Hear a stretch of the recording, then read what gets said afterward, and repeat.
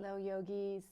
I just wanted to hop on here quick and give you a little bit more to think about in regards to Ahimsa. And as you remember, Ahimsa is the first of the yamas. The yamas and the niyamas are the first of the 8 limbs of Patanjali gave us thousands of years ago. And so the yamas are moral guidelines. They're principles of ethical behavior that we should follow if we want to start to learn to control our lives. And the niyamas are personal observances. They bring our attention to our relationship with ourselves and bring us into right relationship with others.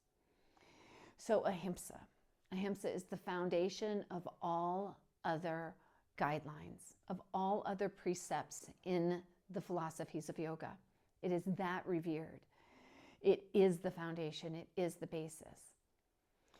And so we start to look at how our inner strength and our character determine our ability to be a person of peace, and how that peace resonates within as well as outward resonation. So Deborah Adele, in her book, The Yamas and the Niyamas, that is in your suggested reading books, gives us 6 different areas to focus on with concern to ahimsa. And the first is courage. And we look at courage to determine and to know the difference between fears that keep us alive and fears that keep us from living. Being held hostage to the possibility of our own lives. Do we listen to the judgments of others and stop living our lives authentically based on those opinions? So when was the last time you didn't wear maybe something that you wanted to wear because you were afraid of what someone might think or say? Or where have you pulled back the essence of who you are so that others might be more comfortable around you? How is this a tiny act of microaggression towards yourself? When we think of ahimsa, we basically can consider ourselves nonviolent people. Our outward expression is one of nonviolence. We're not going around and hopefully starting fistfights or random acts of violence. So we start to explore it on a very internal level, on the microcosm rather than the macrocosm. We start to look at these things. We look at courage and how it is in our lives, how we deny ourselves because the stories that we tell ourselves over and over again. 80% of the thoughts that we have in our lives are repetitive. So every day when you wake up, 80% of those thoughts are something that you thought the day before. It gets very easy for those opinions, perceived judgments of other people, for all of those ways, all of those thinkings, the fear-based thinking to infest in our minds and to keep us from living a life of courage and nonviolence. Are we willing to endure ridicule of those that are intoxicated by drama if we don't participate in it? Do you have the courage to live your life using fewer of the earth's resources? And remember that courage is not the absence of fear, but the ability to act in the world and to step into your fear without being paralyzed. And that takes us into balance. Courage demands our best self, and that is a self in balance. Imbalance creates dis-ease. And imbalance fosters violence. It fosters violence toward ourselves. It fosters violence toward ourselves. And if we're violent toward ourselves, then we are surely violent in microaggressions toward those that we love and those around us. So finding a life of balance comes from listening, When we are able to find stillness, we are able to hear our inner voice. And when we listen to that guidance of our inner compass, to that inner voice, we start to live in balance and right relationship. And when we start to listen, we start to recognize those places where we're dealing with powerlessness. Nonviolence invites us to question the feeling of powerlessness rather than accepting it. When we feel powerless, we've forgotten that we have a choice.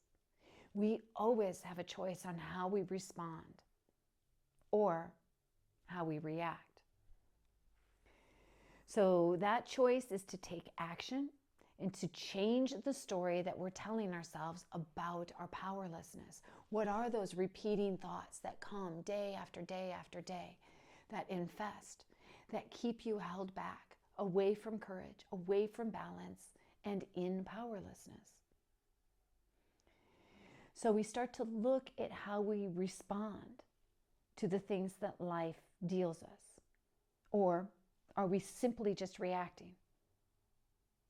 When we are empowered, when we are standing in our strength, in our courage, in balance, and empowered, we have the ability to choose to respond without anger, without withdrawal, frustration, resignation, or any acts of outward aggression. And we do this by practicing gratitude, by trusting in the moment, by thinking about others. We start to recognize powerlessness as an old story. And we step into the courage to tell ourselves a new story every single day. Rewire those thoughts in the brain that are repetitive. And when we start to find these things, courage, balance, empowerment, we start to step into self-love. How we treat ourselves is the truth of how we treat others. We all have hearts full of love and pure intentions, but it means nothing. It means nothing if we are without self-love. If we have a love for ourselves that is lenient and forgiving, that sees humor and imperfections and embraces all parts of the shadow, that is compassion and forgiveness. Our inability to love and accept all of the pieces of ourselves creates tiny acts of aggression, tiny acts of micro-violence toward ourselves. And when this happens, it impacts our relationships with others. And then moving into that, violence toward others. Again, we consider ourselves nonviolent people. We're not out there randomly creating acts of violence. Quite the opposite, I'm sure. But when we cannot find the love for ourselves, it becomes easy to look outward and focus on others. We start to see their faults. We start to project our own insecurities onto other people so we can see them as our mirror. But instead of realizing like, oh, that's me, we continue to project and accuse that person of what is really going on internally with ourselves. When we are unwilling to look courageously and deeply in our own lives, we can violate others in so many subtle ways. Thinking how that we know what's best for other people. The idea of worry, or I have to step in and fix this for that person. We are taking their power. So how many times have you stepped in to help someone and disempowered them in their own life, when rather we can be there as a form of support? I'm here for you when you need. I trust that you have the ability to make decisions in your life that are in your best interest and on your path for your growth. And then developing compassion. We learn compassion as we stop trying to change ourselves and others. Compassion is acceptance, wholehearted acceptance of who we are, all of our flaws, all of our shadows. We first must find this compassion for ourselves, and then it starts to become pervasive in our life. And everyone we encounter experiences that compassionate heart because we hold ourselves in a place of compassion.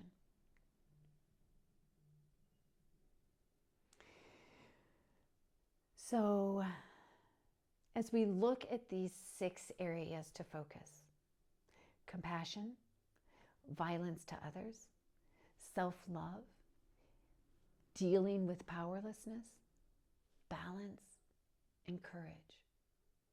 Explore these areas over the next 4 to 6 weeks. Journal, document, start to get the wheels turning. This is an internal look at Ahimsa. And when we start to make those tiny shifts internally, big shifts happen externally. Thank you, yogis. It has been my honor to discuss Ahimsa with you. Journal, read, do some yoga, some meditation. Namaste.